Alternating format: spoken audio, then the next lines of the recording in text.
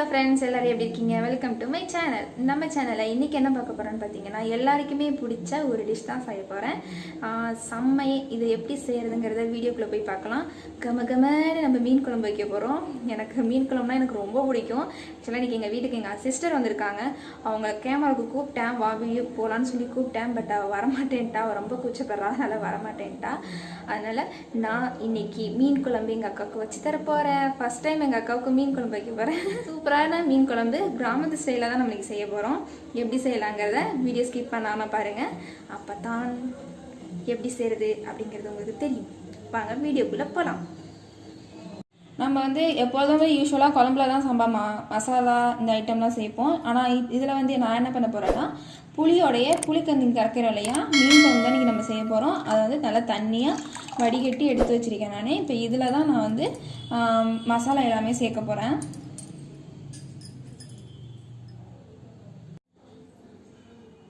நம்ம இன்றைக்கி என்ன குக் பண்ண போகிறோன்னு பார்த்தீங்கன்னா, மீன் குழம்பு தான். மீன் குழம்புக்கு நம்ம எல்லாமே குழம்ப கூட்டிட்டு தான் மீன் போடுவோம். இப்போ நம்ம என்ன பண்ண போகிறோம்னா, குழம்பு கூட்டுறதுக்கு முன்னாடியே புளியில் எல்லா மசாலாவையும் கலந்து வச்சுக்க போகிறேன். எங்கள் வீட்டில் இப்படி தான் நாங்கள் செய்வோம். அதை தான் உங்களுக்கு நான் இப்போ காமிக்க போகிறேன் எப்படி செய்கிறேன்னு. புளியை நல்லா கரைச்சி தண்ணியாக எடுத்து வச்சுக்கிறோம். எவ்வளோ தேவையோ அந்த அளவுக்கு நம்ம எடுத்து வச்சுக்கிறோம். நான் ஒரு 1/2 கிலோ மீனுக்கு தான் செய்ய போகிறேன். 2 ஸ்பூன் மல்லித்தூள், நல்லா காரமாக நீங்கள் சாப்பிடுவீங்க அப்படின்னா 2.5 ஸ்பூன் கூட மிளகாத்தூள் போட்டுக்கலாம். நான் காரம் கம்மியாக தான் செய்வேன், அதனால் 2 ஸ்பூன் மட்டும் போட்டுக்கிறேன். மஞ்சத்தூள் 1/2 ஸ்பூன்,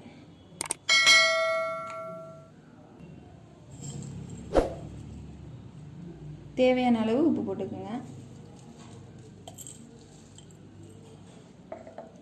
இப்போ இதை ஃபுல்லாக நல்லா கரைச்சி வச்சுக்குவோம்.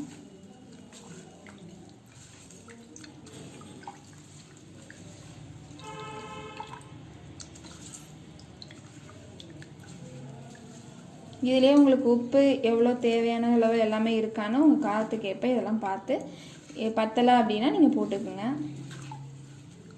இது நல்லா ஊறிடும். ஊறினதுக்கப்புறம் நம்ம மற்ற எல்லாத்தையும் தக்காளி வெங்காயம் இதெல்லாம் வதக்கங்காட்டியும் இது நல்லா ஊறிடும்.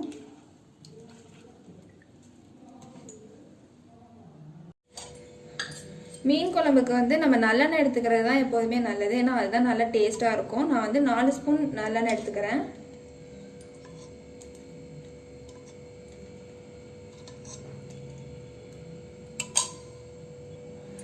நாலு ஸ்பூன் நல்லெண்ணெய் காஞ்சதுக்கப்புறம் கொஞ்சமாக வெந்தயம், ரொம்ப போட்டுறாதீங்க, கரிஞ்சிருச்சுன்னா அதாவது கசக்க ஆரம்பிச்சு ரொம்ப போட்டிங்கன்னா. அதே மாதிரி ரொம்பவும் கருக விட்டுறாதீங்க, நல்லா இருக்காது, குழம்போட டேஸ்ட்டு போயிடும். சீரகம் ஒரு 1/2 டீஸ்பூன்,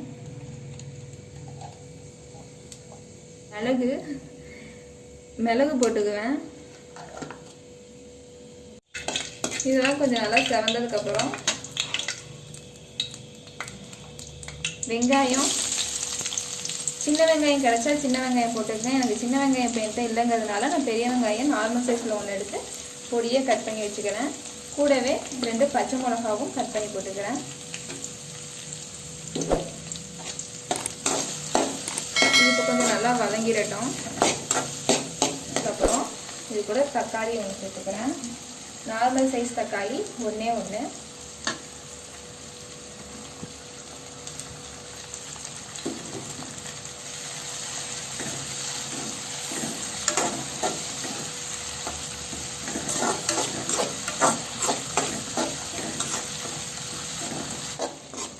தக்காளி வெங்காயம் நல்லா வதங்கிருச்சு. இப்போ நம்ம மிக்ஸ் பண்ணி வச்சுருக்கோம் இல்லையா, அந்த புளி கரைசலோட மசாலா எல்லாமே அதை சேர்த்துடலாம்.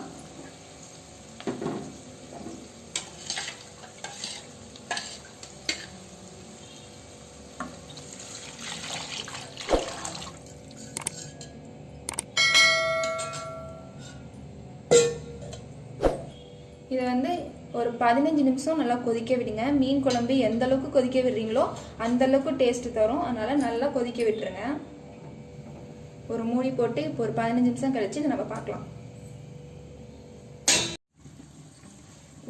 இப்படி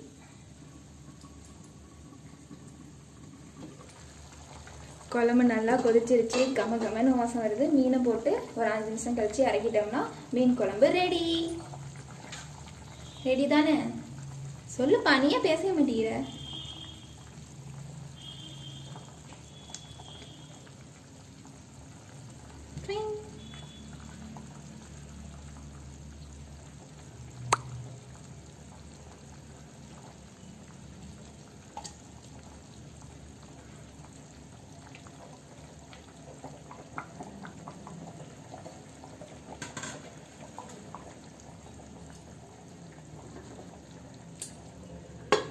அஞ்சு நிமிஷம் ஆகட்டும். 5 நிமிஷம் ஆனதுக்கப்புறம் மீன் குழம்ப இறக்கிடலாம். மீன் குழம்பு ரெடி ஆயிரும்.